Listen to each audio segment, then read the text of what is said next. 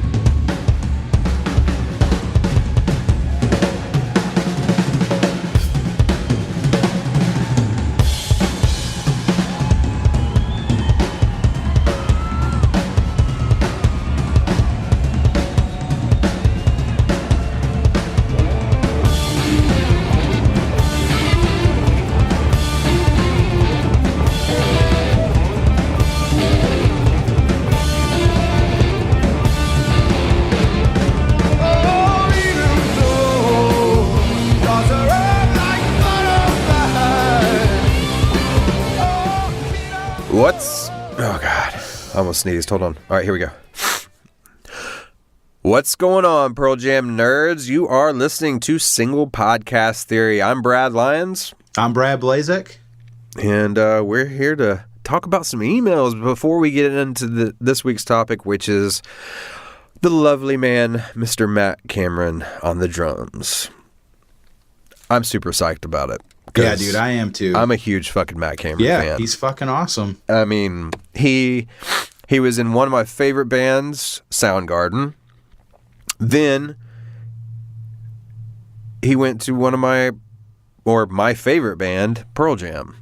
So this dude his drumming has been in my ears and in my brain since I was probably 13 years old. Yeah. You know? Well, and I've told you before, I wasn't the hugest Soundgarden fan, but his drum parts on some of those songs is what like pulled me into listening to them. Yeah, dude. You know, what is it? Jesus Christ Pose. Yeah. Like right there, I'm like, oh, I need to listen to these guys. Which he also co-wrote. Yeah. Which we're going to get into his songwriting. Yeah. Magic. Yeah, he's for a drummer, it's almost unheard of. Well, and I will, without any hesitation, say that he is the most musically well-rounded drummer Pearl Jam ever had, I think. Oh, yeah, definitely. And that's saying a lot because Jack Irons, both Daves, Matt Chamberlain, who filled in for a while. You know, I wouldn't consider him one of the Pearl Jam drummers, but the stuff he has gone on to do is amazing. Yeah. Super musical, talented people. It's almost like Pearl Jam's one of those bands where it's not a bad thing that they've had so many drummers, which I think it would be for a lot of bands. It would be a hindrance. But for them, they've just landed all these amazing people. And what I like about it, too, is that all the drummers came from relationships that they either had with that person or through another musical friendship that they had, you know? Anyway, so... Well, yeah, just speaking of that, it always blows my mind that it's like the ultimate definition of something coming full circle is he played on the Stone demos. Yep. And, you know, now he's in the band. It's so cool. Man. I'm just going to go ahead and say it now. I'm sick again. I was better, and now I've relapsed again. I think it's just allergies, because... so you're going to hear me doing that, sniffling, and possibly blowing my nose, and just, in general, sound terrible. And I bet you never went to the doctor, did you? I'm not talking to you right now, Brad B. Well, here's the deal, man. I know you don't believe me, but I've been dealing with this since I was a kid. Stop with and let me talk. Dude, you get sick, you go to the doctor. This isn't the same as getting a cold or a flu, though. What they're going to do is exactly what the pharmacist told me, which is take Zyrtec and take Mucinex, which is what I'm doing. Okay. Because this is something that you can't take antibiotics for allergies. Look, I'll take that you did talk to somebody. I did. Okay. I did. All right. Today. Because you knew this conversation was coming. Because I know I had to bring something to the table. I appreciate your care for me. That's how I'm going to take it. I'm going to take it as that you care about me. Yeah. Oh. A little bromance going on here. All right. So before we get into emails, I just want to remind everyone, if you want to email us, our email address is singlepodcasttheory@gmail.com.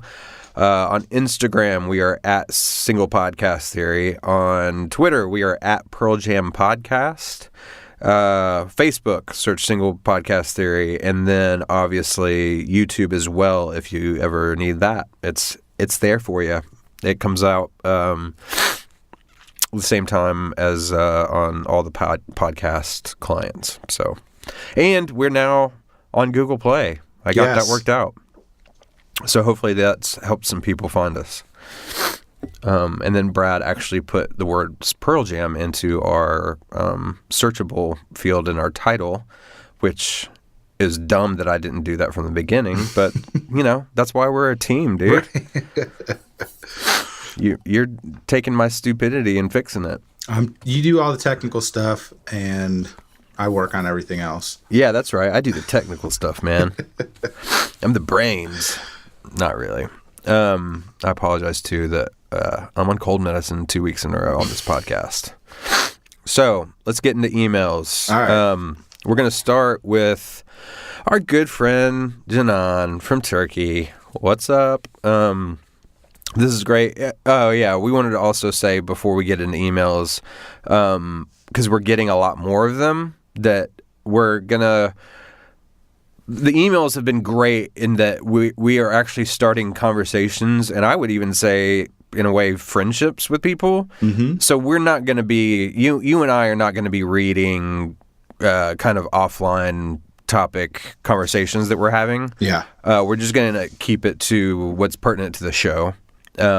So don't get offended if we're reading one of your emails for the first time and we don't read the whole thing. It's because, we need to cut some time. We're getting so many emails, and just make it pertinent to the show. Also, if you do not want your email read, then let us know that, because otherwise we're going to default to reading stuff on the podcast.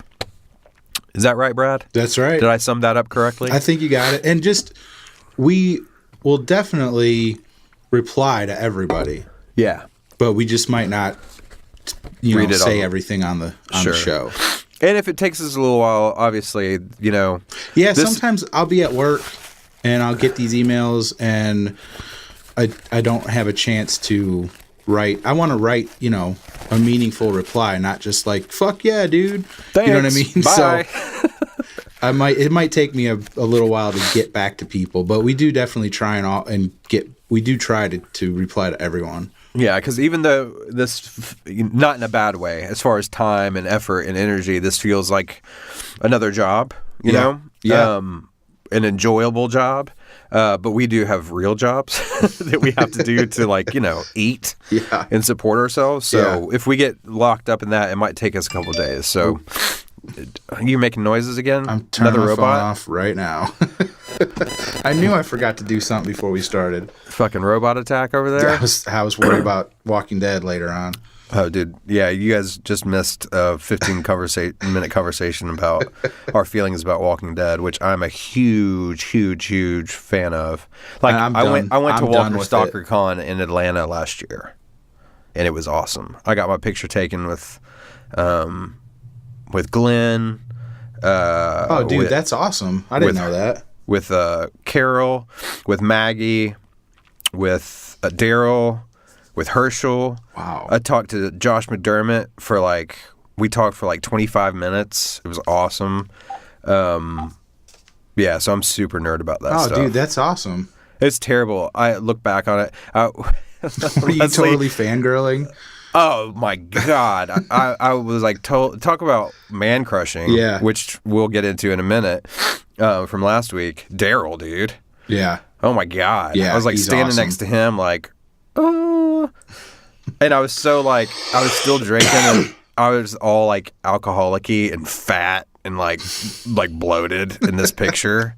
I look back at it, I'm like, oh my God. You need to send me those so I can put them up on Facebook. We'll put them up just to shame me, to body shame me. So I never Hey, dude, go back to that. I met Kevin Smith a couple weeks ago, and I was all, don't even know what to say. You know, I do the same thing when I get lucky enough to meet some of these people that you just love. Absolutely. All right, we'll stop talking about Walking Dead. That's our other B&B experience. Yeah. This is going to be Walking Dead. All right, so let's get to the first email. This is Janan. Hey guys, first of all, thanks for your beautiful opinions and words about my blog post and my English. I really appreciate it. Your ideas matter, and you made me so happy when you said so many good things about it. You are quite welcome, Janan. And this is obviously in response to the Unplugged episode, by the way. Guys, what an episode it was. I listened to it on Monday because we live in different time zones. I can't listen to new episodes on Mondays, and I wanted to write you earlier, but I didn't have the chance. Remember I mentioned a job interview last week? Yes, I do. And she says, I got the job. Congrats. Yeah, that's so cool. So cool, man. Now I teach English at a kindergarten 3 days a week. Smiley face. That's even cooler than that's what the job was for. So...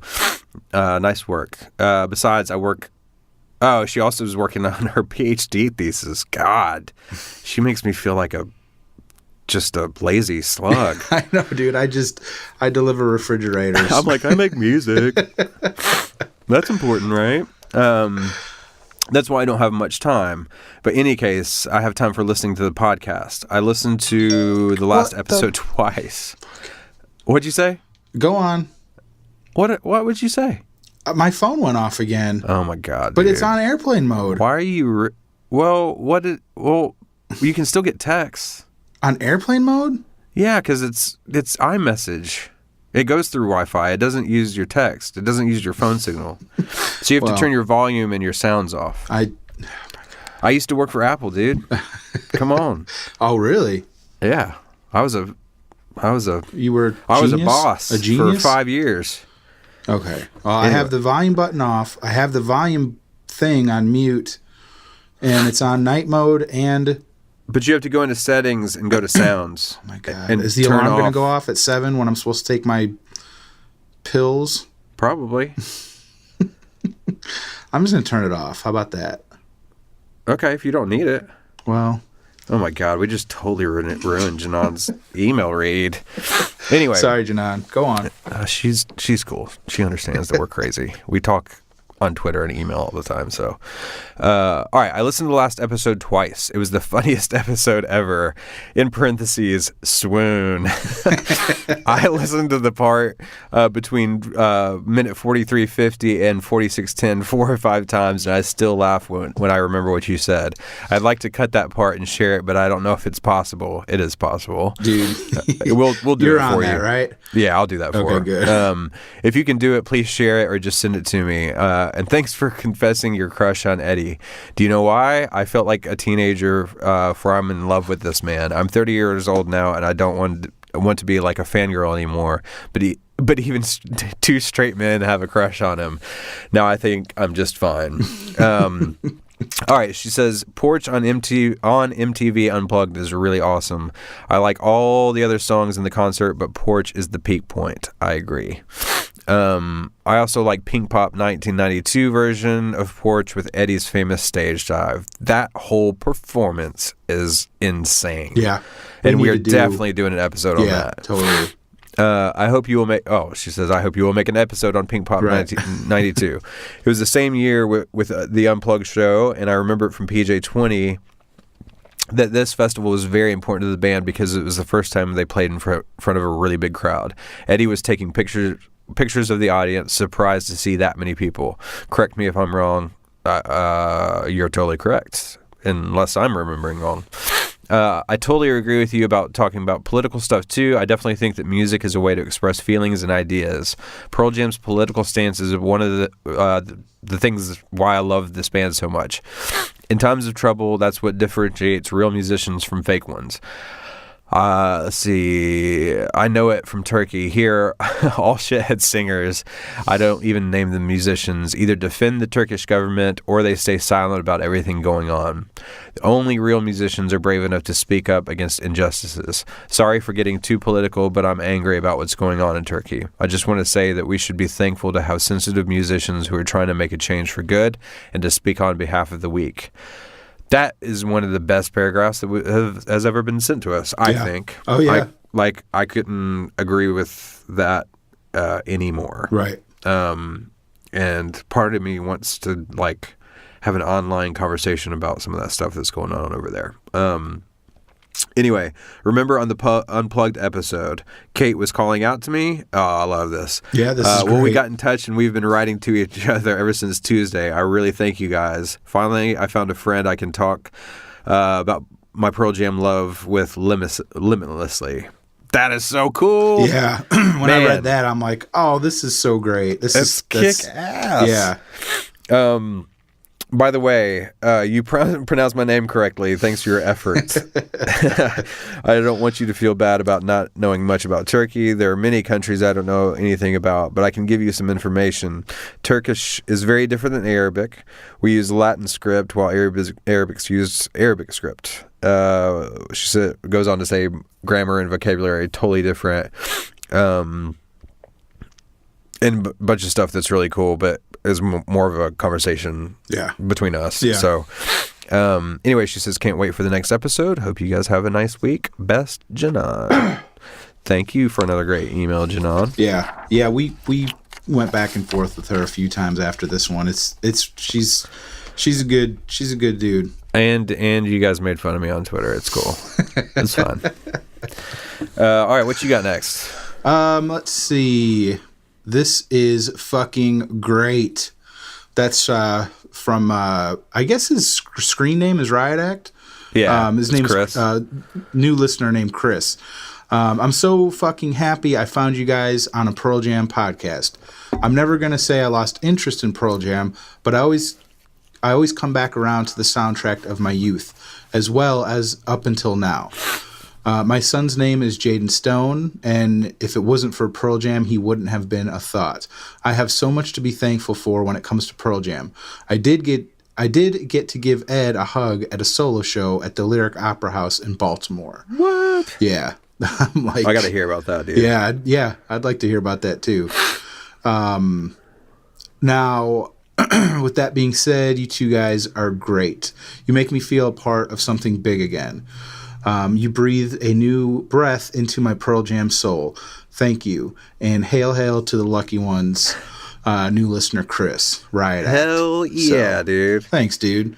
I mean, not only is it a new listener, but I mean, going back to the kind of theme of connection and community and, you know what I mean? Yeah. That's just so cool to hear that. Yeah. And just if people kind of lost their way a little bit with Pearl Jam and now they're listening to us and it's bringing them back, I mean, that's fucking awesome. Hell yeah, man. Hopefully we'll be talking about this stuff through 3 more Pearl Jam albums that, hopefully come out. At least. God, they need something out so bad. All right, so we've got another new listener. We had a lot of new listeners this week. Yeah. Which is amazing. I wonder what caused that. Yeah, I don't know. Coincidence or I don't know. I It think jumped. it's just what do you call it? I don't know. What do you call it? I call it my brain going blank when it tries to think of stuff. What, like word of mouth or? It's a mathematical term. Oh my God, dude! Like something when it's something snowballs. Okay. Well, No, I I think can't you would think of just the word. say I'll think of the snowballs. word in like half an hour when we're talking about Matt, and I'll just blurt it out. Okay, cool. I'm down with that. So, All right, so we got another new listener. I'm gonna totally fuck up this name. Jeff Potoraki, but we'll just go with Jeff for right now. yeah, Jeff P. Jeff P. He says, "Hey guys, love the show. I just discovered it this week, so I'm a little behind." He says, "Just finished the lightning bolt episode. In the interest of keeping you going, I have a few episode ideas, which he gave us a lot, which Yeah, is he kick did. ass. But they're all good. They are all good. I'm just going to read a couple. He says, milestone shows like Soldier Field 95, Boston 94, Pink Pop number 92, which, yeah, we're doing that one Yeah. for sure. Let's see. Episode dedicated to cover songs. We've got, I like this one, Pearl Jam nerd references. Yeah. Like The Quarter Rant, Play Leash, You Pussies, Let Stone Sing, Stone Was the Problem. Let's see. Oh, a compliment for us is a compliment for you. Dude, that made me laugh. that made me so laugh out fucking loud. hard. I hadn't watched Singles in forever, but when I was in high school, when we watched that movie, we would say that to each other all the time. We're huge in Belgium, dude. Huh? We're huge in Belgium, dude. Yeah. Yeah, I love that. Made me laugh out loud as Yeah. well. But he's got a bunch of other stuff that some of it's stuff I hadn't thought about. Yeah. Some of it's good to see because a lot of people send in ideas and we get to see where they overlap. You Yeah. know, where Yeah. we can see there's a lot of people that would want an episode about this. Yeah. So.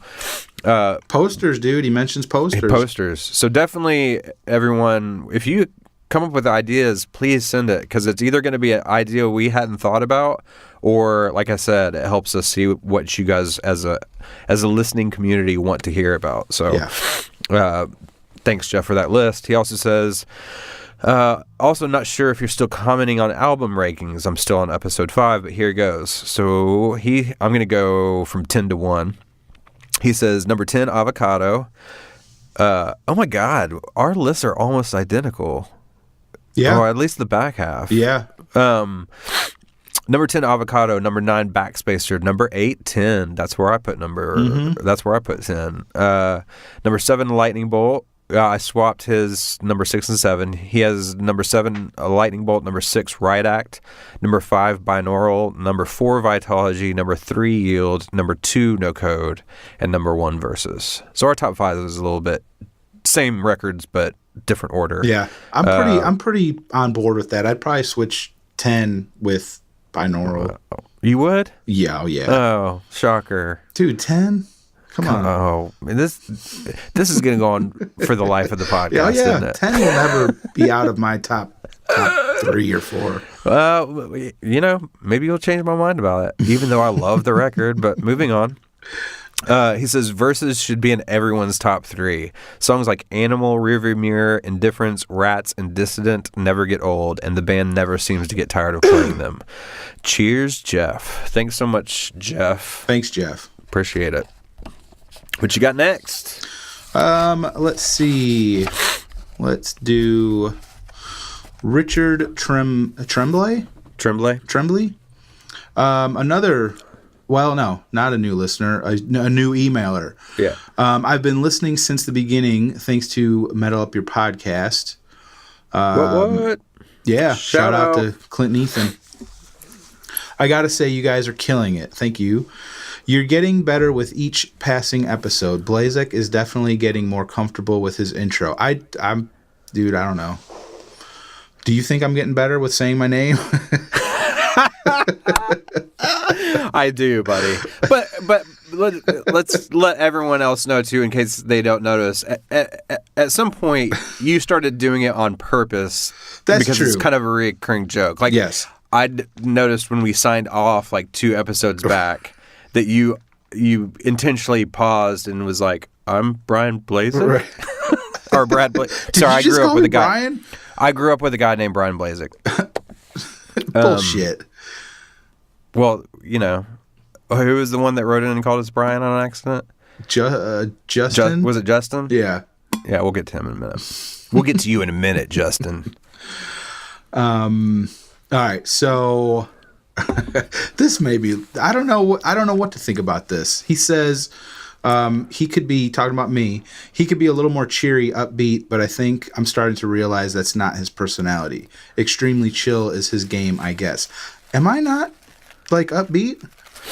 Am I kind of laid back? I thought I was more like, I don't know. You're definitely laid back. Really?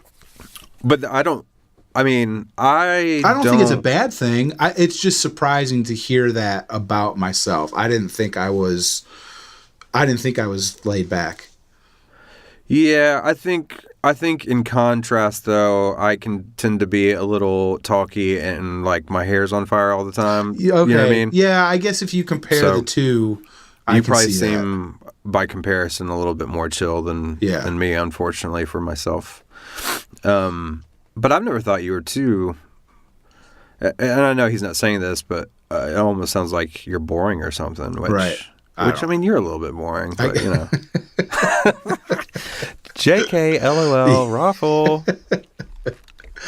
I came online with Pearl Jam at the outset. I was in junior high. I did lose touch with their music after Vitalogy. Green Day had broke, and my attention switched to punk for a while. That's fine with me. I love Green Day back in the early days. Dude, yeah. I've reconnected with Pearl Jam in recent years, and it's largely because they're genuine, talented, and timeless. Not to mention, most of the music is shit at the moment. It's making me turn back the clock to better days and better music. I'm glad your podcast is around to relive and learn more about one of the greatest bands of all time. Fuck yeah. Yeah, man. That's a good email. Best regards, it's Rich in Apple Valley, California / New Jersey. He's doing a little metal up your podcast call back there. I like that. Yeah. Oh man. Good on you, Richard. All right, let's move on. One? Huh? You said you got one? Yeah, I think I have two more. We got a few. Dude, I've got three more. Holy shit. All right, I'm not going to rush them, but let's get through these. This is another new list. I think it's a new listener. Yep, it is. He says, this is Michael Lund, who I've actually also talked to a little bit on Twitter. He says, hi, Brads. I found your show after seeing Let's Play 2 at my local theater. That's awesome. Me and Brad did the same thing. I'm a major podcast listener, so hungry for more PJ after the movie. I did a search in the Apple app and found you. Yay, it's working. When I was in college, late 90s to early 2000s, whenever I drove home for a holiday or semester breaks, I had a ritual of listening to every album in the order they were released during the 7 to 8 hour drive between my college in Virginia and my hometown in New Jersey. The songs became my mile marker, and I knew whether I was making good time or not based on what I was playing with the scenery that passed by. That's fucking awesome. Yeah. It's hard to explain the impact of one single band when they've been with you for 25 plus years. From being an angsty pre-adolescent to an old married dad sharing the music with your own kids. And if I mention the band to the other dads at my son's soccer game, when I invite them out to see Let's Play 2 with me, I see the understanding light in their eyes and know that they share the impact of all that music. It sounds weird to say it this way, but Pearl Jam has been in my life longer than most things that I have right now. Man, that's weird. Same with me. Yeah. Longer than my wife and kids, longer than my career, longer even than the path that I've taken in life. They're a steady force I can go back to whenever I want or need them. That's a great way to say that. Thanks for the show. A few comments. I listened to your top 10 episode last night, and of course I had to listen to No Code after you both listed it at number 1. He says, I'll spare you the drama of my full ranking, but I think my number 1 is Yield. That is a strong number 1. Yeah. The 10 episode took me twice as long to listen to because I paused and listened to each song after you discussed them. That's awesome. I'd love to hear Boone's perspective. Get him on the show. That would be awesome. That would be cool. Looking forward to episode 5 tonight. Trying to catch up. That's from Michael Lund in Olympia, Washington. Thank you, Mike. It made me laugh because he mentioned being an old married dad. Yeah. Just real quick, I took my daughter to see, there's a band called A Day to Remember. that I love, and I kind of turn her on to them. But we went to see them last week here in Nashville, and we got there, I don't know, 10:30 or 11 to get in line because it's all GA.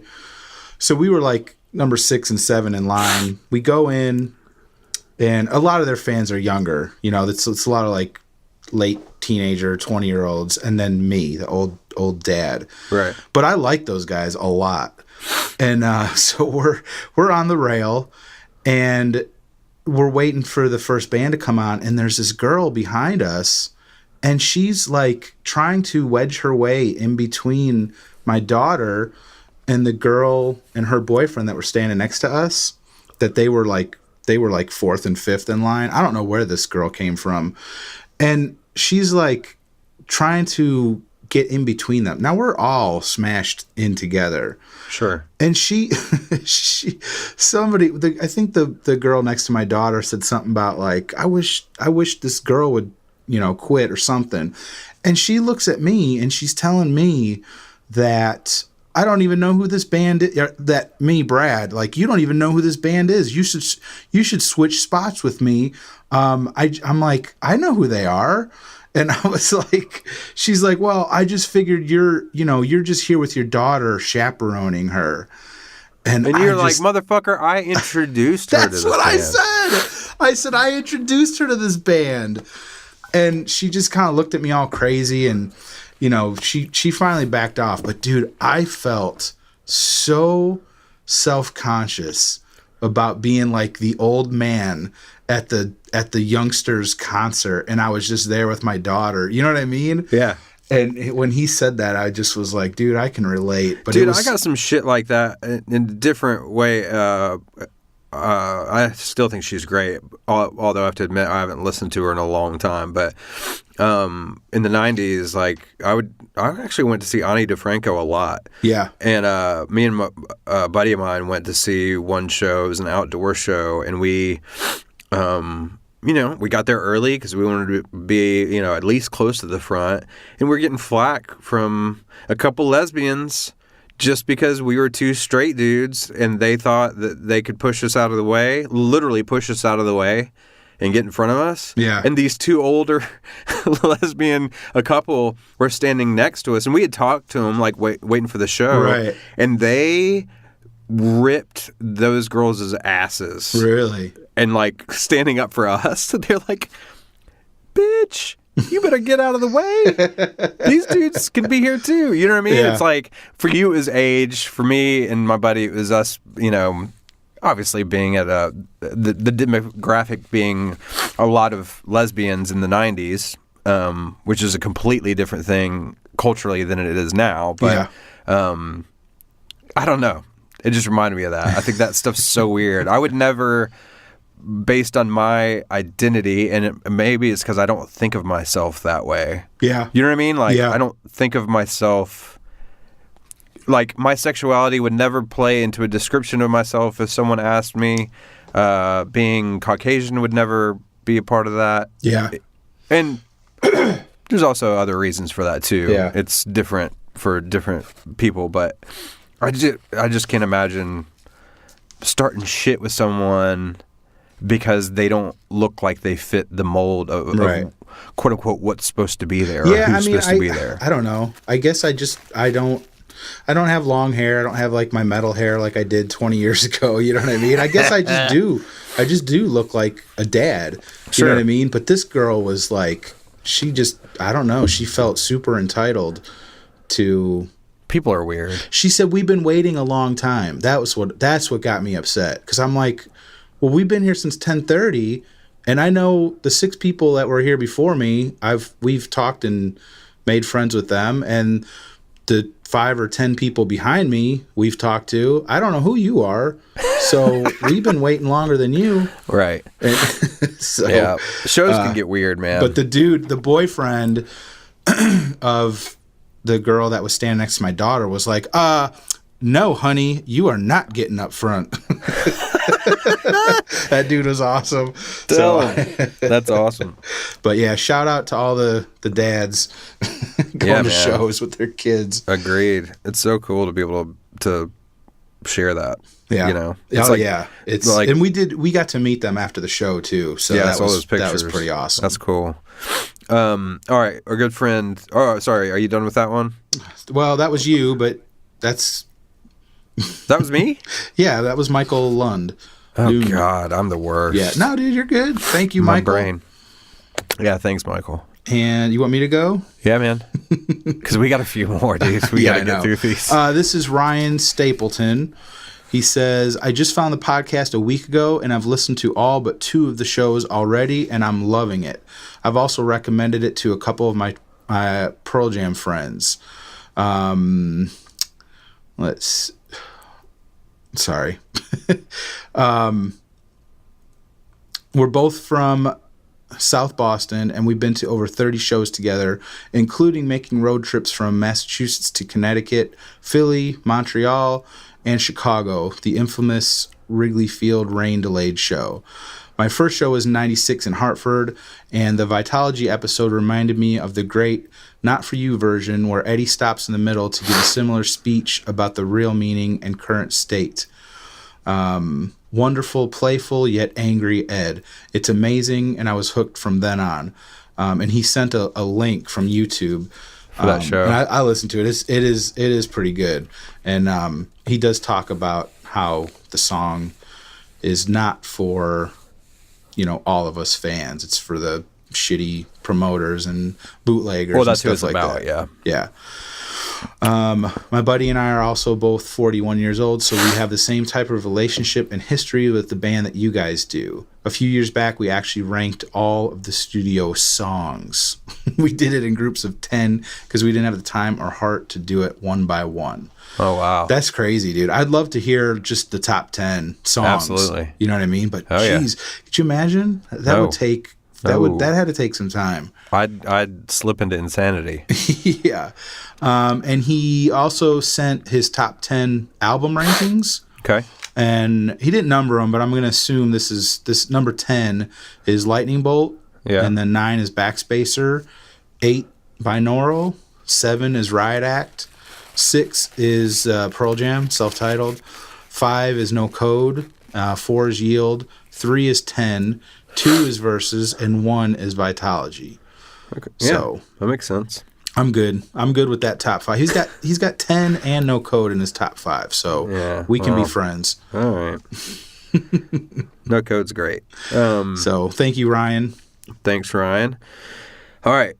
Our old friend Jason Barker, who gave me an anxiety attack. We'll keep that offline, but good on you, Jason. He says, great idea putting on the MTV Unplugged episode. That literally was their catapult, and they gelled so well. You couldn't not like them after that. I remember thinking these guys are the real deal, while all over the airwaves it was one-hit wonders. It was a one-hit wonders frenzy. Laughed out loud when you mentioned hearing a sound, and Blazek joking it was me about that. Oh, I won't read this. Sorry. Well, this is between us and him. But that was funny. Really glad you guys are doing this. Timing was something magical, too. It wasn't a day or so after gabbing with bros that it would be cool if there was a PJ podcast. Surprised there wasn't a substantial one yet, and then boom, you guys were on the air. Thanks for keeping my bus ride from the brink of monotony. Jay out. Thanks, Barker. Appreciate it, dude. Yeah. We'll talk to you soon. Definitely. What else you got? Do you have any more, or is it just me? I've got a couple more. Okay. This is from. If you have 2 more. Yes. Okay, cool. Why don't you just do yours and then I'll do. I think I got 3. Oh God, really? Yeah, dude. Oh fuck. All right, let's get through it. This is the 3rd time I've said let's get through these. This is from Justin Tucker. I was just introduced to your podcast and just wanted to throw some more support your way. And now this dude is friends with the guy I just read, Ryan Stapleton. Oh, cool. Yeah. So you guys have done a great job so far. I'm currently listening to the rankings episode. I very much enjoy your humble and collaborative approach and find myself wanting to chime in on the conversation as I'm listening, so I had to email. I'm 35 and been a fan since middle school, but it really hit hard after I saw them the first time in 98. I'm from Massachusetts and grew up in a town with a concert venue that they've played a few times now when they come to Boston, although they haven't in a while. The 98 show was the first show at a major Ticketmaster venue since Pearl Jam's fight, so I remember it being huge news that they were coming to town. So, like many others, after that I became obsessed. Once I saw them again in 2000, it was on, and I don't think a Pearl Jam album or bootleg left my CD player for over 2 years. Since that show, I've seen them 25 plus times. Yeah, including some pretty famous Pearl Jam shows. The 3 shows with the acoustic experiment before their main set of the last show in 03 was in my hometown. The third of 4 shows that closed down the arena in Philly in 09. Those shows are nuts, dude. Yeah. We need to do a show on just those 4 set lists. Yeah, I'm down with that. He was also at both Fenway shows last summer, and I've was fortunate enough to have met Eddie after a show in 2000 when I was a senior in high school. And dude, we both want to hear that story. Yeah. So right back in, because Absolutely. I've read like on Reddit and on the porch people talking about meeting all the guys, and it's so cool hearing those stories. So anyway, they are my all-time favorite band and have been a huge source of inspiration for me as a person and a musician. Thanks for doing their music justice and creating a great forum for us fellow fans to flock. Peace, Justin. Awesome. So, Thank you, Justin. Justin. All right, I've got our good friend Dave, Mr. Beer Dave.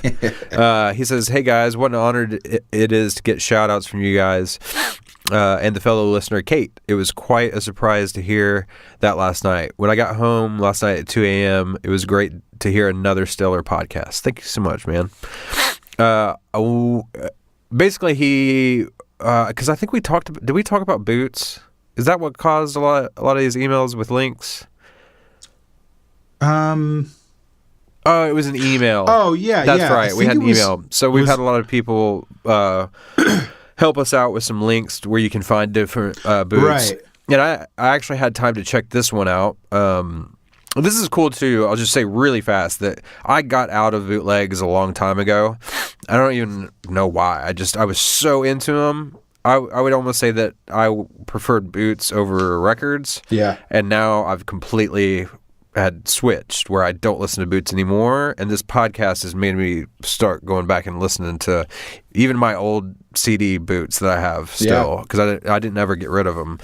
So this is really cool for me to see a lot of these links. But he wanted to pass on one, which is it's actually a Blogspot site. It's called WeGotShit.blogspot.com, and they've got tons of like different format, whether it's MP3 wave, FLAC files, all that kind of stuff. To tons of shows, and people have made their own kind of like mixes with just songs that they've picked from different shows. So it's a cool place to check out. Yeah.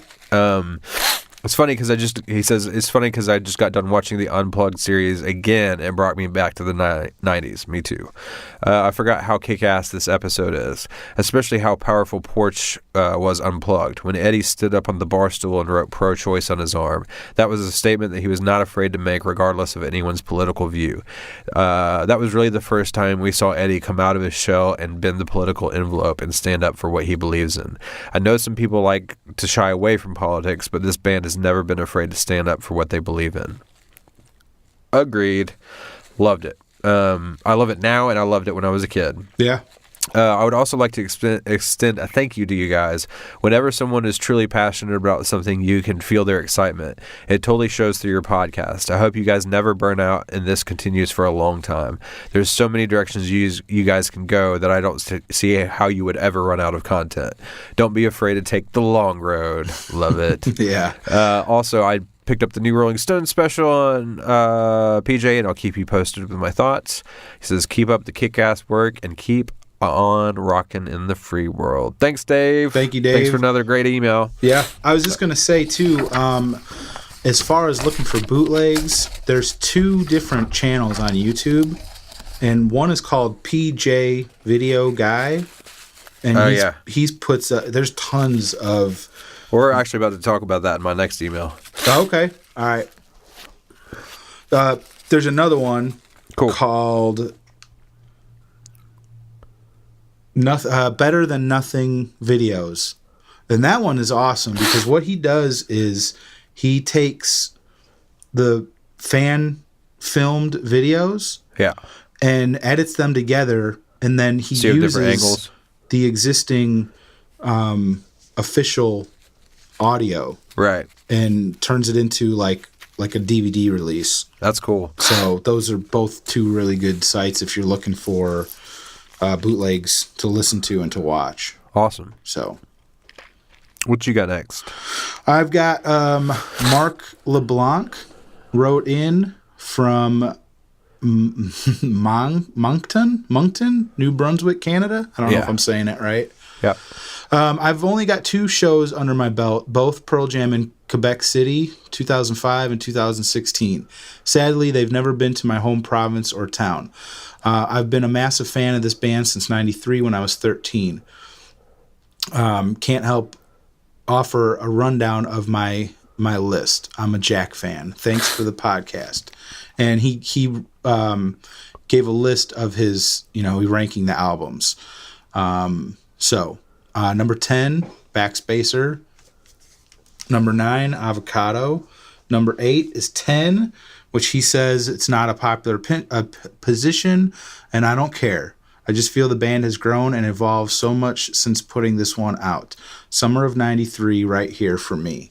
So, What number do you put it at? number 8. Yeah, dude. Come on, That's man. my spot. I agree that the band has grown and evolved, but it's 10, dude. Yeah, but hold on. Dude, so I'm a huge Zeppelin fan, right? Yeah. I mean, their most popular record is probably Zeppelin 4. Right. It's a great record. Yeah. That's what you would consider classic Zeppelin because it's got Stairway to Heaven on it and Right. shit like that, right? Love it. But if I'm going to listen to Zeppelin, that's not the record I put on. You know what I'm saying? It's the same thing. Anyway. I hear you. I'm listening. No, Go I'm on. done. We're going to move on because we got to talk about Matt Cameron.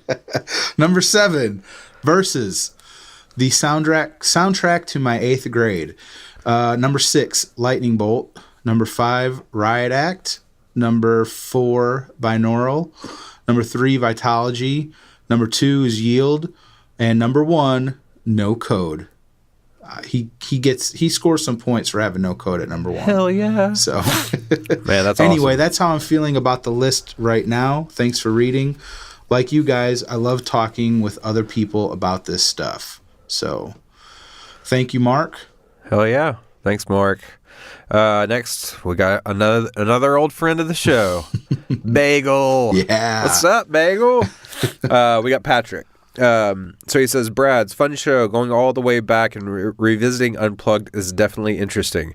It's been a while since I spent any time watching this one. I picked it up the full show leak on CD probably, I think in 1998, having known via the old fan site, Five Horizons, that they had played Oceans and Rockin' in the Free World for at least a couple years at that point and just patiently waited for it to surface.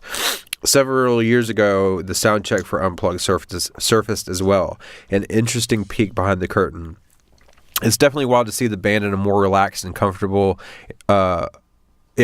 comfortable in their skin performance, as you guys noted. It faded quickly, which is true. By the time the band is back in Europe in the spring, just after Unplugged aired in late May 1992, things rapidly start to become burdened in the trappings of stardom and fame at high speed. He says, to pass on to, this is for Janon and Kate.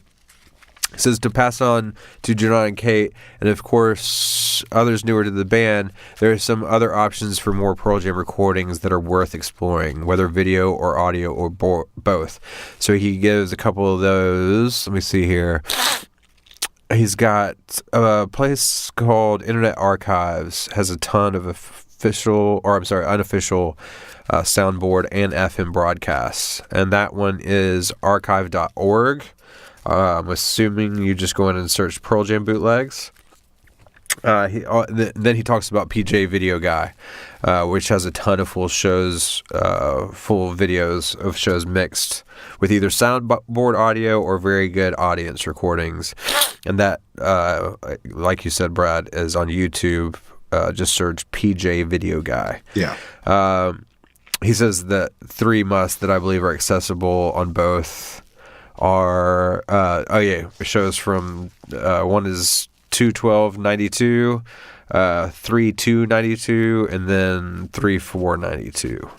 And he signs off Pat, a.k.a. Bagel. Yeah, Thanks, and he Patrick. mentioned Five Horizons. Yeah. I don't know if you had ever been on that website, but man, in the 90s, That was the jam. It was so good. Yeah. They quit. They quit updating it, but it's still up if you want to look at it. But Yeah. if you want to nerd out on set lists and reviews of shows, there's a ton of details on that Five Horizons website. Yep. Cool. That's it from me. You got any more emails? I guess our last email comes from our good friend Kate Cotton. Kate. She says, I like to joke that I first heard the Unplugged show while I was still in the womb because it came out just a few months before I did. That's awesome. Of course I've seen it. It's one of my favorite things they've ever done. I throw it on every few months and it's so perfect every damn time. Yep. Needless to say, I put it on the second I got home from work today. And she said, swoon. I don't know how anyone can watch this and not instantaneously fall in love with Pearl Jam. I totally agree, man. So true, man. That show, it holds up like crazy. Hell yeah. So she says, I wish Jeff still wore those hats. Me too, actually. So I also wanted to say real quick, because we and I, on my personal account, actually follow Kate now on Instagram, and it was a story, so it disappears, but she posted a story of her playing guitar, and she kicks ass. It was great. She's doing, Yeah. I wish I could remember what the song was. Or it maybe was Pearl something Jam, wasn't it? I think so, but I can't remember what it was now. Yeah, I can't either. But it now. was, she was doing finger picking Yeah. on, it looked like a Strat. Was it Just Breathe? It might have been. I think it was Just I don't Breathe. remember now. That's probably right. But the point being, she's killer. Yeah. And because of Pearl Jam. And because of Pearl Jam. So. Yeah, man. Taking those lessons, dude. That's awesome. All right, cool. We got anything else? I've got a message from Daniel Coppola. Oh, Capello. Cool. He messaged me on Facebook. Okay. He said, "Hey guys, thanks for playing the name game. It cracked me up. I love how it nearly led you guys down a rabbit hole of Australian grammar and lingo.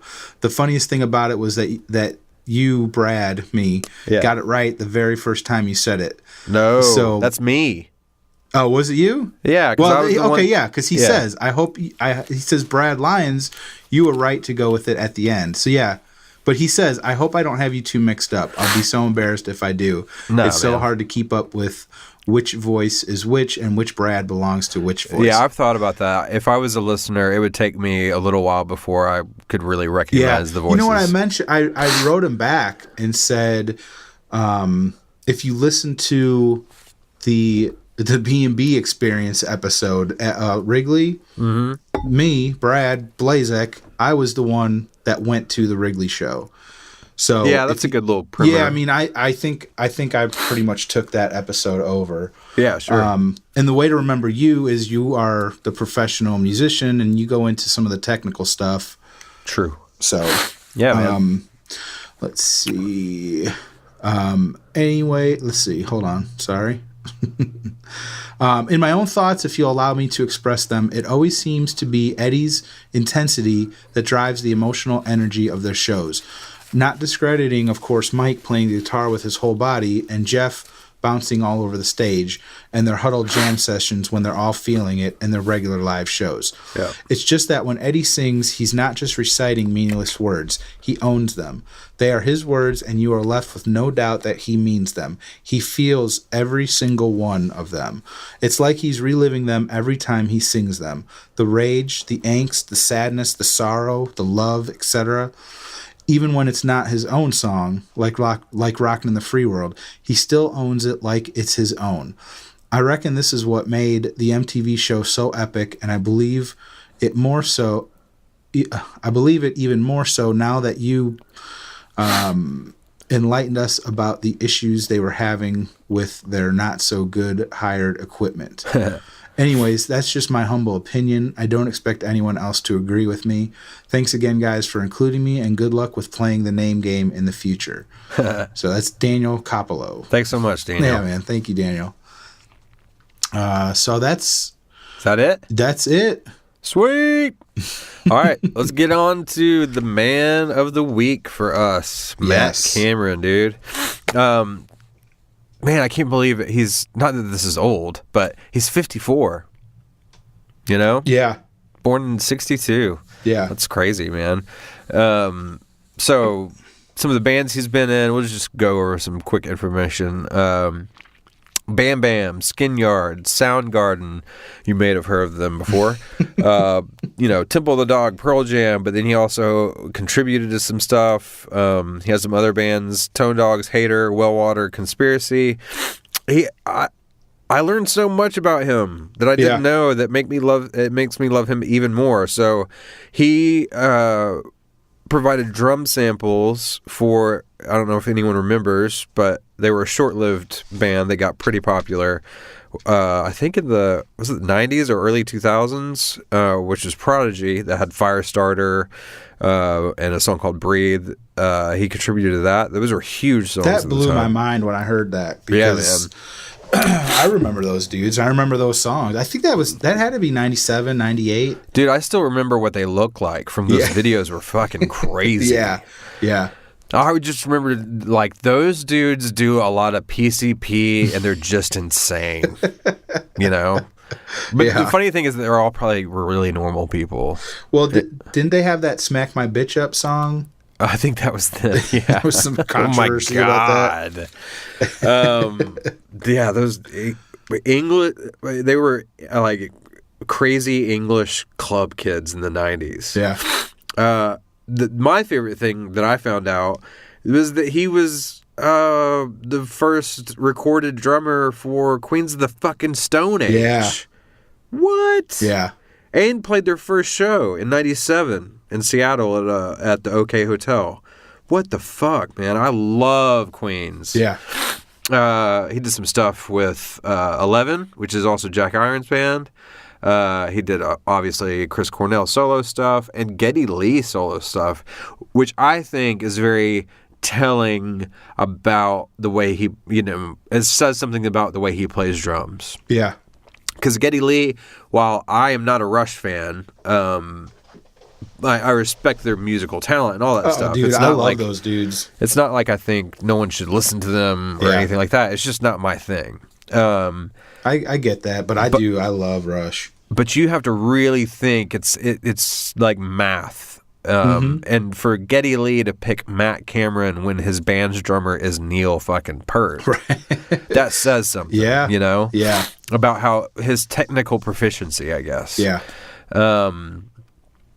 I'm going to save the songwriting stuff because I'm sure we're going to get into that. But I don't know. I find it interesting because, okay, so Pearl Jam is technically had 5 or 6 drummers, right? Right. But I consider it to be 3 drummers. I mean, and not to take away from Cruisin', but all he did was play on the record. He never toured, any of that kind of stuff. So for me, it's Dave 3.5.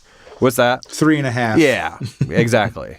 So for me, it's Dave A, Jack, and Matt. Right. And I think, I don't remember if it was someone emailed in and said something like this, or you did, or I don't know what, but it helped me to start thinking of it as Pearl Jam had the drummer that they needed at the time to make the records they were making. Oh yeah, I think I said that my favorite drummer is the one whoever's that's playing with them. At the time. Exactly. Yeah, and that really helped me kind of explain how I feel, because I have strong feelings about the drummers too, not just because I'm a huge Pearl Jam fan, but also as a drummer. These 3 drummers did a lot to kind of inform me in learning how to play drums, you Right. know? At the time, I didn't know Matt Cameron obviously would go on to be in Pearl Jam, but I was paying attention to him because of Soundgarden, you know? Right. But I think that it's one of those things where it's like, yeah, I can't imagine Yield with Dave A or with Matt, right? Yeah. But I also can't imagine Binaural with Dave A or Jack, Right. you know? Yeah. But I think that also says something to how you have the main four. You have Eddie, you have Stone, you have Jeff, and you have Mike, and how the sound changes based on the drummer. You know what I mean? But they still remain their own identity, which speaks to, in my head as someone that's been in a lot of bands and been in those kind of situations, says a lot about the core four and how they're able to, I don't know, they're not dictating what their drummers are doing. They're letting their drummers do their thing, and they react to that as a unit. Does that make sense? Yeah. Because a lot of times in those situations, it's almost like a drummer for hire kind of thing, or a bass player for hire, or whatever the context is. But obviously, Matt is a huge contributor to the band, Right. right?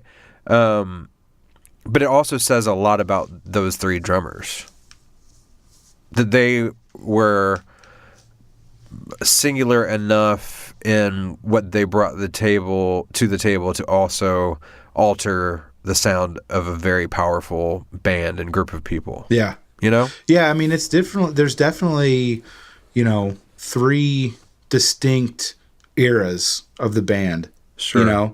And that comes from having the different drummers in there. I mean, I will say this though, like, my feelings about Matt go in and out, but he even, in doing research for this, he's even quoted as saying, like, it took them a while to figure out how he fit into the band because he is so specific in his sound. And he came out of a band like Soundgarden, which is just full of odd time signatures, Lots of fills. and lots of parts, right? Yeah. It's not like he's just in Soundgarden, in a verse, laying down a groove with a closed hi-hat and eighth notes and just kick and snare. He's playing parts the whole time, Yeah. And Pearl Jam is not like that. Yeah. And so I think that's some of the rub that I always felt with Matt coming from a Jack or a Dave. But I think they figured it out really well, though, because I love not only his songwriting contributions, but just what he's brought to the table as far as changing their sound. Yeah. Or adapting to it, anyway. Because Binaural, fuck. So good. The drums on that record are so good. Yeah. Live, I don't know. How do you feel about him? Well, I mean, like you said, it's kind of strange him coming from Soundgarden, where he had such a huge role as those songs, and then he comes to Pearl Jam, who the drums were never.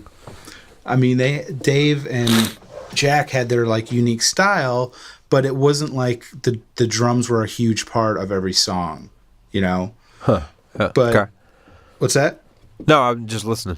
Yeah, so for him to come into Pearl Jam and I guess kind of tone it down to fit in with them, but he did it perfectly. He still has his little fills and stuff that he throws in there, but it's not like that's a major part of the song, Sure. And I think it's more of a personality thing. Like they went through the stuff they went through with Dave A, and then with Jack, as much as he was a good fit for the band, I don't think they were a good fit for where he was in his life at that time. Absolutely not. Yeah. Yeah. And Matt, I think, was just a totally grounded, solid dude that was a friend of theirs. And if my memory might be off, but I don't think he was like an official member for a year or two. That's not how he was hired. He was hired because Jack left and they had touring to do. And so they needed somebody to go on tour. Right. And obviously they needed someone to record. But I mean, someone can write in and correct me, but I don't think he was like an official member of the band for years. Well, I don't think it was years, but I think that, and again, feel free to correct me, listeners. Yeah. But all that to say, he definitely did not start with the idea that he was going to become the next drummer. It was, this is a cool guy. They've been friends with him forever. Right. He's a kick-ass drummer. He's free. Soundgarden's not doing anything. Right. So just fucking get Matt, Yeah. And I think that was part of what I read a quote from him. It didn't automatically make a great. He didn't. I'm paraphrasing or maybe projecting what I thought he was saying, but didn't musically right away make the best natural musical fit. Yeah. But part of that too is, man, I think I remember reading that he had 2 weeks to learn 80 songs. Yeah. To go out on the road. And let me tell you something. As a guy that made his living for through his 20s as a live player, getting hired by people, that's a lot, man. I mean, I thought it was hard when I had to learn 25 songs by an artist just because they're the type of artist that would just call audibles and be like, oh, let's play this song. And I'm like, really? The song that we rehearsed once 4 months ago and you haven't wanted to play until tonight and you gave us no notice? You know what I mean? Yeah. But to have a catalog like that, learning 80 songs and, sometimes you get hired for stuff and that's easy because the songs aren't that great and there's not, but we're talking about Pearl Jam songs and we're talking about playing drums. Yeah. Learning the drums for 2 really great dynamic drummers. And they're known for their live shows, so you really got to know what you're doing. You can't fuck around. Yeah. You can't phone it in. Yeah. But that also is a testament to him as a professional. Yeah. And as a kind of a technician at his instrument, and his songwriting abilities and vocal abilities play into that so much. I mean, looking back now, especially in the context of working in the studio and especially with producing solo artists, because a lot of times I'm in a situation where I'm playing the drums, I'm playing the bass, I'm playing the guitars, I'm playing the keys, you know what I mean? Yeah. To know those instruments or know songwriting helps so much in playing whatever instrument you're going to do because you're focused on the song and not getting caught up in the minutia of something. You know what I mean? Like listening to a record that you have to learn and going, oh, but in the second verse, he took one note off of the kick pattern from the first verse. You don't think of it that way anymore. You're playing drums and you're singing the song in your head. Does that make sense? Yeah. I mean, I think that's why it's possible for him. He's such a good drummer, but also a songwriter, and he knows their songs. He's heard their songs a million times. Yeah. You know what I mean? Yeah. I'm definitely not taking away from the job that he had to do. I just mean his talent in other areas than drums have to be a huge help for him. Yeah. I don't know. I really respect and he this was, guy. when Soundgarden broke up, he could have gone a couple different ways. Yeah. And I think at that time, like Smashing Pumpkins was looking for a drummer too. Yeah, because he recorded with them. Yep. For which record was that? Adore. That's right. So, only one song made it though, right? Yeah, only one. But he recorded like 7 or 8 songs for them. Yeah. But think about that, man. So think about how different all those bands are. Right. Think about think about Prodigy to Queens of the Stone Age in the beginning to Soundgarden to Pearl Jam to Smashing Pumpkins. Yeah. Holy shit. Yeah. And his side projects, I don't know if you've listened to Hater or Wellwater Conspiracy, but they're both different as Pearl Jam and Soundgarden is. You know, it's more of like a garage rock kind of fuzzy guitar type music. Yeah. It was just kind of garage rocky. Yeah. Yeah. They're good though. Like Wellwater Conspiracy is really good. I should spend some more time with that stuff. You what? I should spend some more time with that stuff. Yeah. As far as listening to it. Oh my God, my nose. I'm so sorry for everyone that's listening to this right now. You can just cut out every sniffle. I'm going to, because it's got to be annoying as hell. Well, let's get into this real quick. I wrote out the list because I think it's pretty amazing. So, yeah, I did too. All right, cool. The songs he wrote. Yep. Yeah, dude, it's nuts. Let's see here. For Soundgarden, it was, I might have missed some, but I've got He Didn't, Jesus Christ Pose, little song there. Room, 1,000 Years Wide, Drawing Flies, New Damage, Birth Ritual, Exit Stonehenge, Mailman, let's see, Limo Wreck, Fresh Tendrils, Jerry Garcia's Finger, Rhinosaur, Applebite, let's see, A Splice of Space Jam, let's see, what is that one? My writing is so bad. Eyelids Mouth? Oh, yeah, that's it. Did I miss any?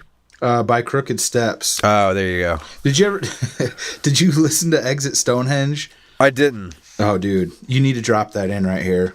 Okay. Because it's an amazing song.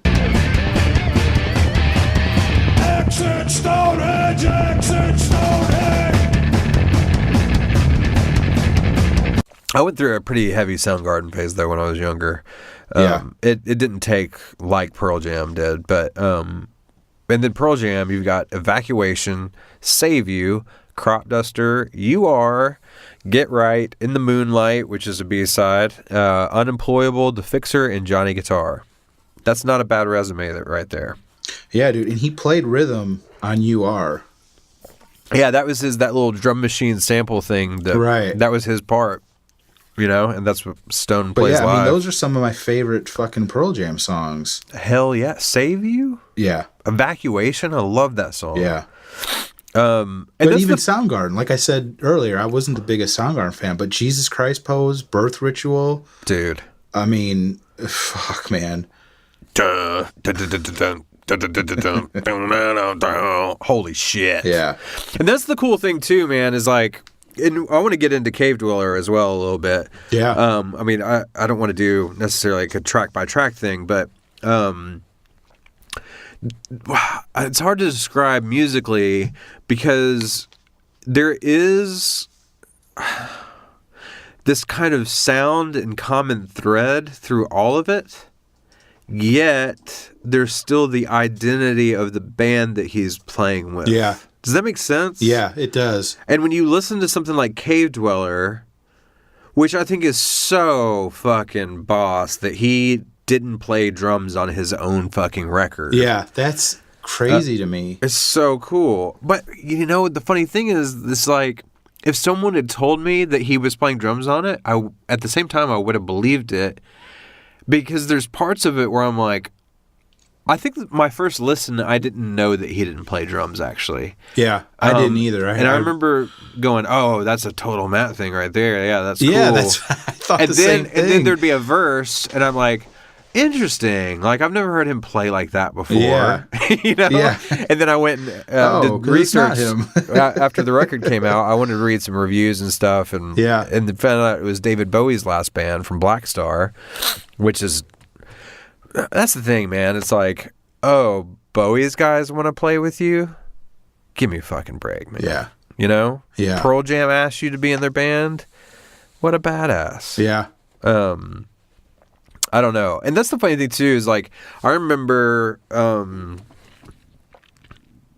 I guess it must have been watching some live shows on YouTube, and you never know what you're going to get with the audio mix of some of those live shows, whether they're Boots or YouTube stuff.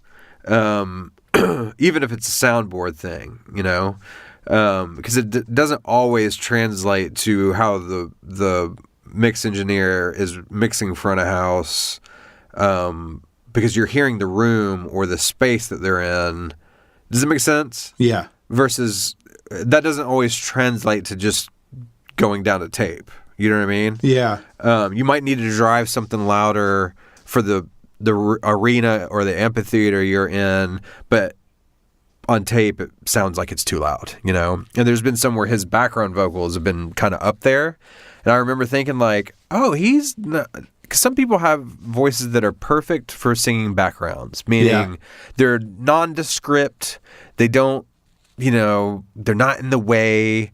They're literally just kind of hitting the notes. And if you listen to the voice, you'd be like, I'm glad that I don't have to hear that voice on its own. You know what I mean? Because it doesn't sound good. Yeah. But I remember back in the day hearing some stuff where I was like, dude, he's got an actual voice. Yeah. And now Cave Dweller's out, and I'm like, I like his voice. And it's almost like he's been influenced by some of the singers in the bands that he's been in. Right. There's moments where you can kind of hear some Chris Cornell in there, Yeah. Yeah, because his voice is kind of just naturally higher when he sings. Right. But yeah, I'm kind of picky about singers, about their voices. And that's one thing I was like nervous about before this album came out, Cave Dweller.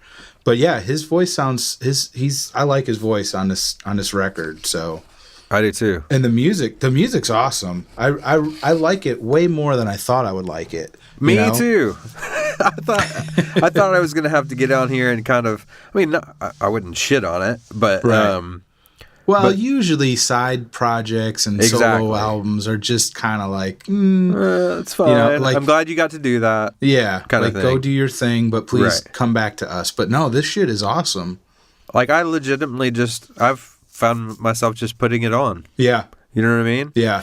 And it doesn't sound like Soundgarden. It doesn't sound like Pearl Jam. No, but it sounds has like moments of it. Yeah, yeah, in a good way. Yeah. It's kind of like a little peek into now getting to hear him completely on his own, what he brings to the table, right? Yeah. Because with a drummer, it's really hard to tell when you look and see a songwriting credit, right? Because songwriting credits can get weird in the sense that you never know what the contribution was when it's given to a group, right? So a lot of times, like, especially when a drummer gets a songwriting credit, it's because they were all jamming and the guitar player came up with this riff that everyone latched onto, and then maybe the drummer came up with, they're just kind of jamming out and he comes up with a different part that leads the jam in a different direction or whatever. Right. And maybe that part doesn't even get used in what becomes the song. Yeah. But they get a songwriting credit because they were part of the inception. Yeah, exactly. But with Matt, you know that that's not the case. Right. He's not getting that because he was there in the moment songwriting credit. It's because he's actually brought something, whether it's rhythmic, melodic, riff-wise. I mean, that's what I thought was really cool about this record is, like, even the first song, Time Can't Wait, that's a cool riff. Yeah. Those are cool guitar sounds, man. And I'm a sucker for, what's it called, instrumentals. Yeah. And what's the name of that one? I can't remember. I think it's Into the Fire. Yeah, I think you're right. And it's either in the trees. It's a cool little jam. Well, and there's even something for a moment kind of jazzy about it. Yeah. Which I do not. I hate saying this. I don't like jazz. Right. It's like, other than new pop country, oh God, I shouldn't put those in the same category. New pop country makes me want to gouge my eyes out. Right. But jazz is, I'm very picky about my jazz. I Yeah. shouldn't say I don't like jazz. Yeah. But jazz I've- as a genre is my least favorite. I'll say. Yeah, that. I've dipped into jazz, try to listen to some of the greats, and I don't hate it. I respect that it's a very influential genre of very music, important. but Yeah. I just I do like Miles Davis Kind of Blue, Well, yeah, man, absolutely. but that's like even that. It's just I don't know. I'm just not into it. I really love new age jazz that Oh, has a soprano saxophone on it, a la Kenny G. I love that shit. There's an album, Ray, oh God, what's it called? It's going to drive me crazy now. It was Ray something Deep Breakfast. I think that's the name of the album. Yeah, I have no idea what you're talking about. Yeah, man, that was some like late 80s. Is it you saying it's good? No. Oh, okay. My mom had it. Oh, and she would no. listen to it in the car like when I was, like 13 or so. Yeah, Ray Lynch. Hold on. You're trying to tell us about a record that we should never listen to? Is that what's happening You need right to now? drop some in here. Ray Lynch, Deep Breakfast. It's- Deep Breakfast. Yeah. It's fuck? Celestial Soda Pop is one of the songs.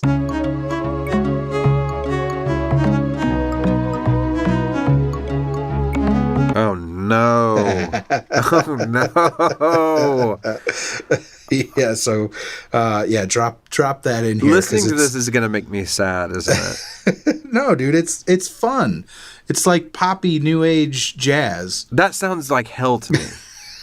If I believed in the hell, that's part of what it would be. It's Would so I'd be good, locked dude. in a room with that playing for eternity? So as you're listening to this, just think of a like 13, 14-year-old Brad B driving around in my mom's Yugo listening to Ray Lynch. Oh, dude, that's such a great. You had a Yugo for real. That's Yeah, awesome. we did. It was brand new, dude. That car was fucking awesome. That's the shit. You had a Yugo. We drove Man. to Florida in it from Chicago. Really? With no AC. Oh, I remember you telling me about that. 4th of July weekend. I remember we drove through Atlanta on the 4th of July, and it was hot as fuck. Oh, that sounds terrible. It was awful. Yeah, it was bad. Well, Back to Ray Lynch. yeah, back to Matt No, Cameron. I think one of the cool things too is that post Dave Abbruzzese, both drummers have also served as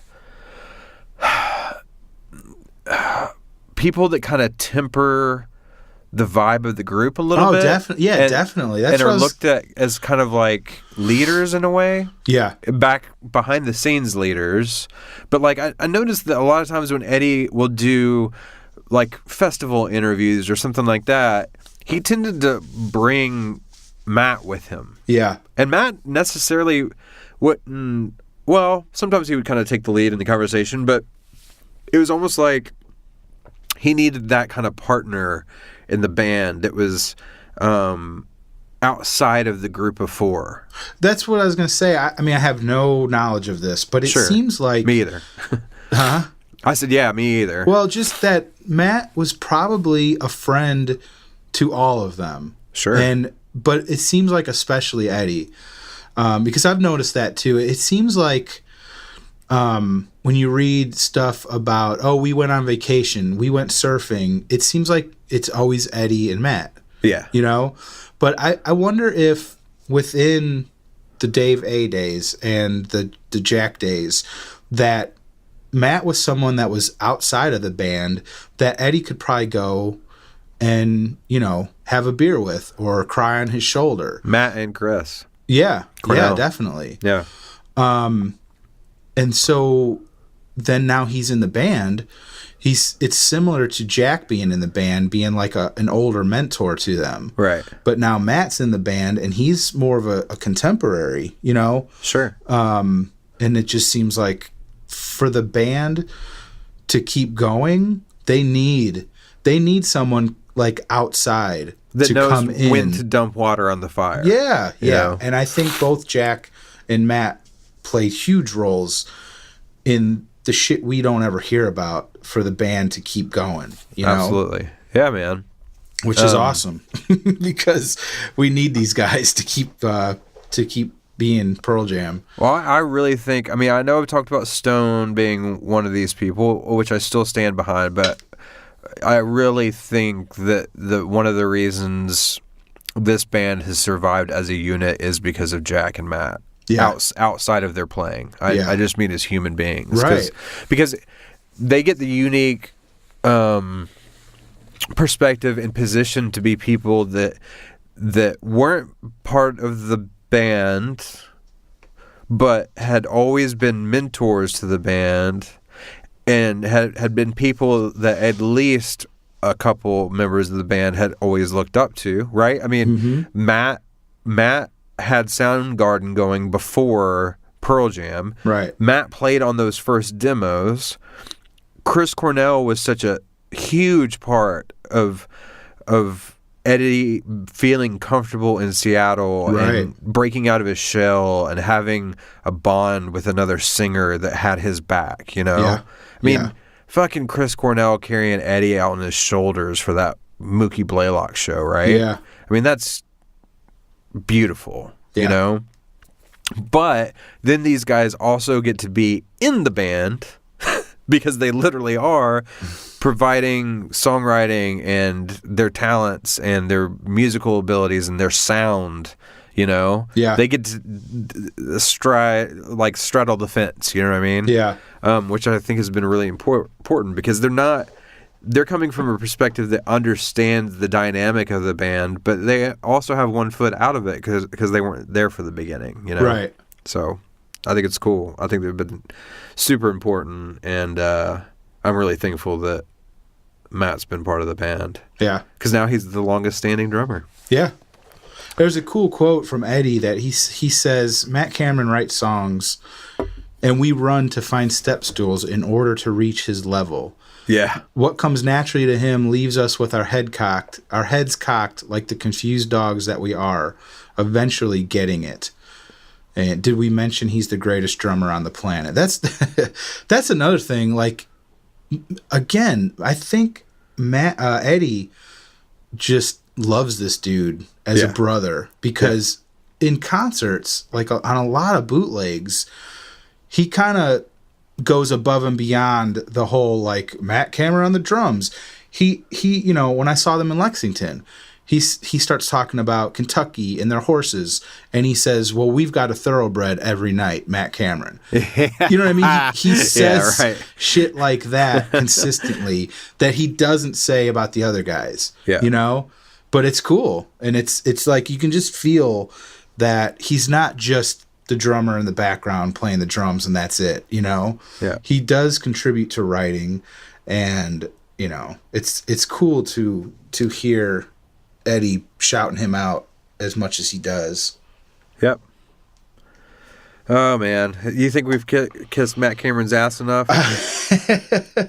Yeah, I think so. It's so funny, man, and I'm being really sincere when I say this, and we'll kind of wrap up, I guess. You know, I wanted, and I still feel this way, but I wanted to make sure that I didn't come into creating this podcast to just be sycophantic and ass kissy about the band. Yeah. Like I wanted to be honest, you know what Right.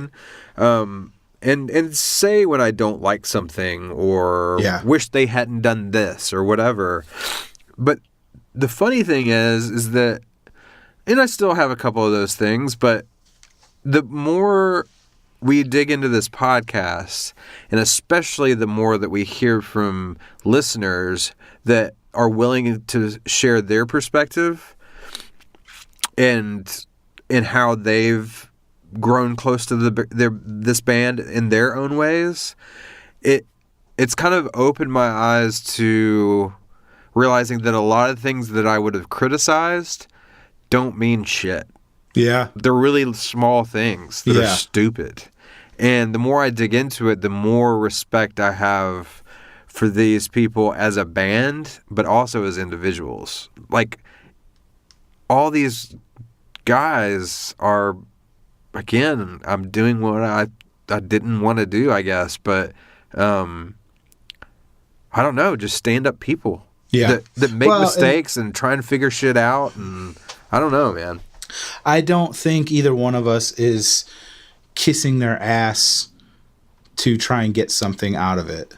You know Yeah, what I'm sure. saying? Oh, yeah. I think we both just respect these guys so much and just truly enjoy their music that, you know, we're just, I don't even know if we're kissing their ass. We're just kind of talking about them. Yeah, you know? I know.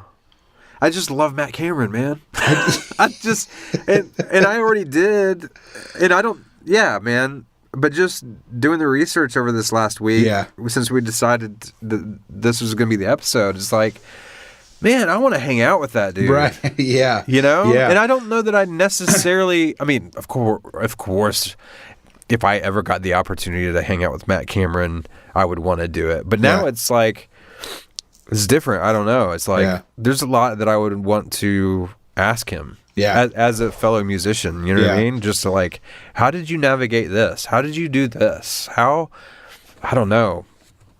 There's just, he seems kind of like a sage guru. You know what I mean? Yeah. Well, He's it's the- he's the crazy chill because guy. I've been like the last few years, I've been extremely lucky to meet a bunch of musicians that I'm like I idolize. You know Right. what I mean? Sure. And it really, like, it just, I don't know, it makes them seem like real people, which sounds stupid. Like, of course they're real people. But you put these people up on a pedestal and you see them on TV and in videos, and you get, like, they get, like, a godlike status in your head. Yeah. And then you meet them, and it's like, okay, this guy is just like anybody else. And what that does is it makes me think the ones I haven't met, I've never met Matt Cameron or any of these guys. It makes me think like, okay, they're real people too. And it makes it where I don't have to like worship them. I just like them as regular people. I don't know if I'm making sense. I'm No, kinda that makes rambling total here. sense, man. But To quote Eddie, I piss and I shit. I'm real. Join the club. yeah, You know what I'm saying? yes. Yeah. I don't know. I love this band. But I say I've been lucky because, you know, they say don't meet your idols because they're assholes. They'll be assholes. You know what I mean? Like, you'll get dude, I have not had one encounter with somebody that's been a total asshole. Me You know either. what I mean? Oh, no, I have had one. Oh, Lead singer of Filter. oh, really? Dickhead. Was Patrick? backstage. Was Patrick back. something? Huh? What's his name? Patrick something? Who cares? I don't Yeah. care.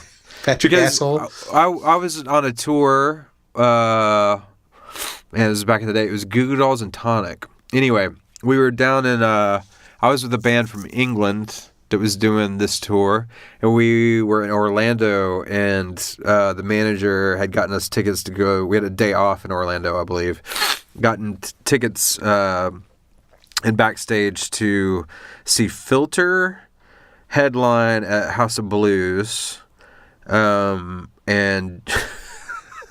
and Jimmy's Chicken Shack was Oh, opening. yeah. I remember those guys. Yeah.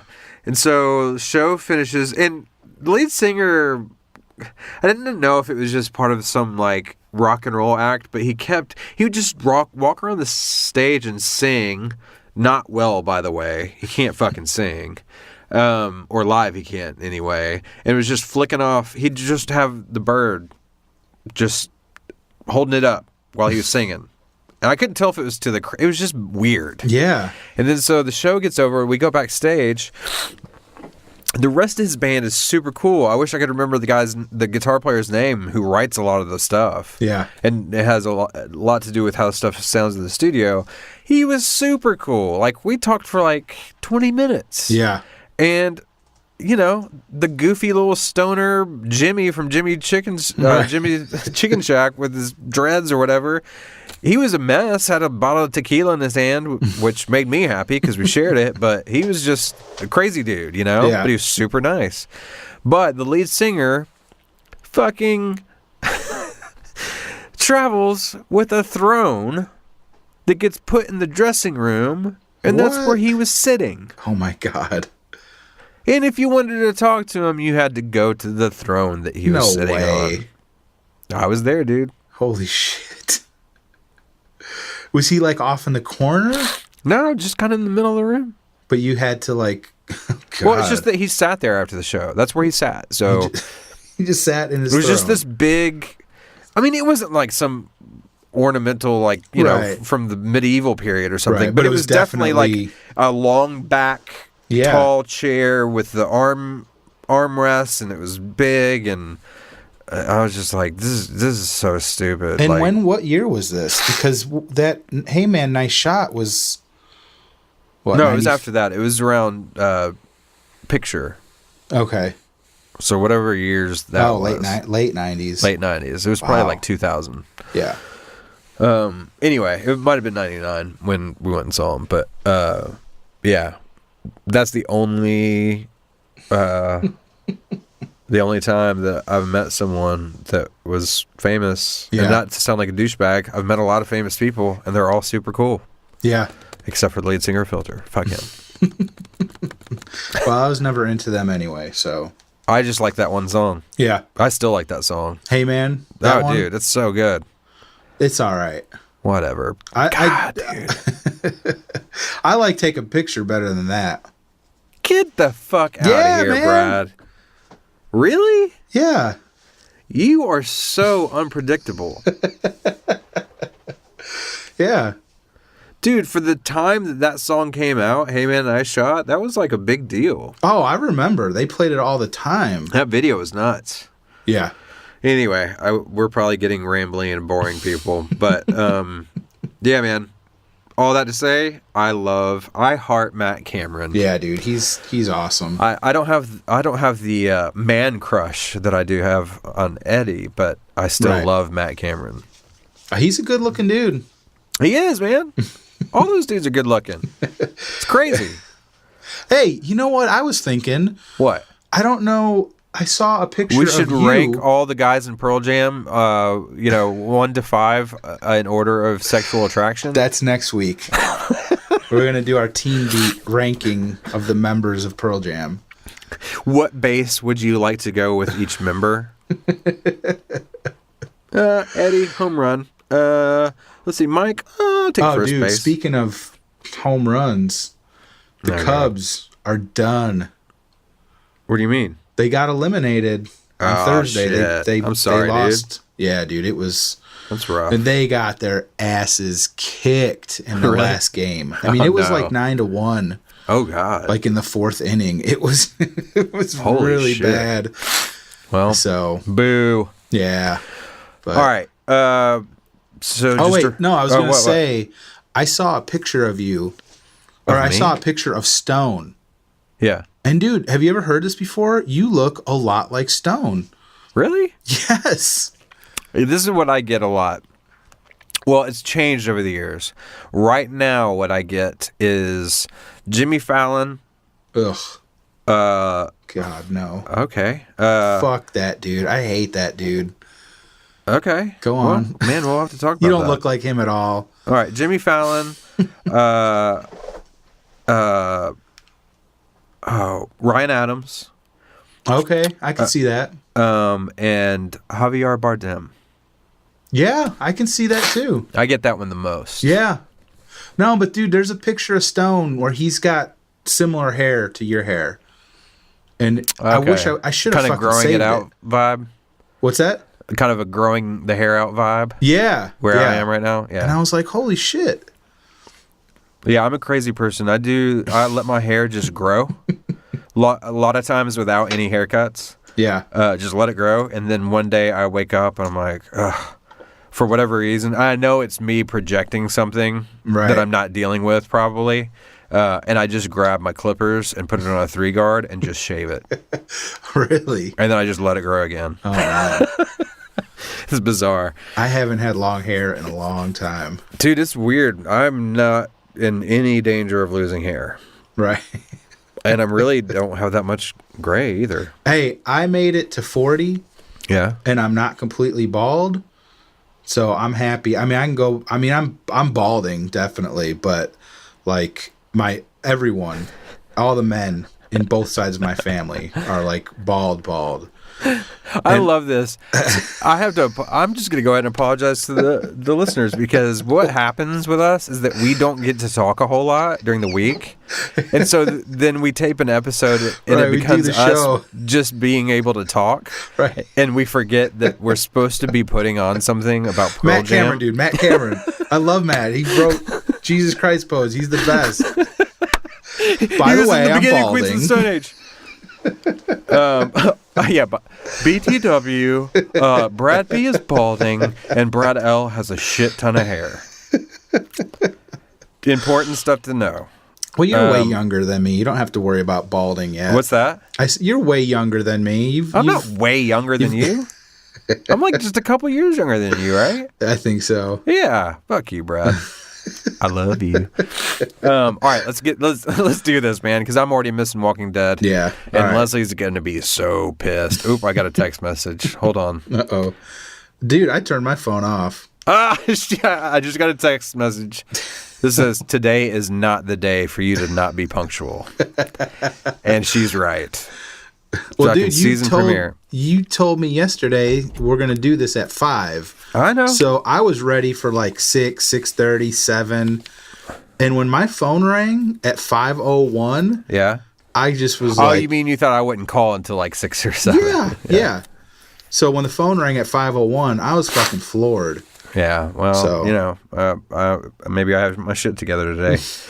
Sorry for the sniffles and the bad voice. I should be ready to go next week, hopefully. But again, if you want to get a hold of us, our email is singlepodcasttheory@gmail.com.